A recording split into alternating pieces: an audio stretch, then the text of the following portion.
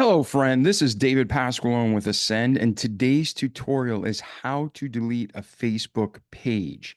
Not a profile, but a page. So once you're logged into Facebook and you go ahead and you say, okay, this is my profile. Within Facebook, you have a bunch of pages. Now, there's 5 ways that Meta Facebook has to do the same thing. You can go to the top left and hit the Facebook icon, hit see more, then you go to pages. So that's the route we're going to take. But if you're using a different method to get to the page, that's fine. Now, you can have multiple pages for your business, for customers, businesses. But when you have a page that you no longer use or you never use, maybe it got set up automatically, you want to go ahead and delete that page. But how do you do it? Meta is confusing. So the first thing you do is you have the top tier is your profile, which we are in, but now we're viewing the page. To manage the page, you have to go to the button that says switch now.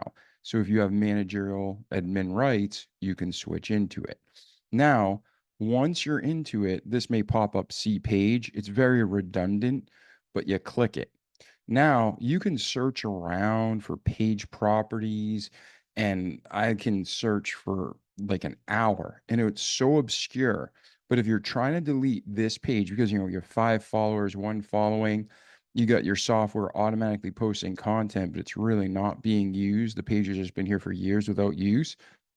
You go to settings, and then once you're in settings, when you scroll down, there is a setting that says access and control in your information. Once you hit this, you can deactivate the page or delete the page, and you hit continue.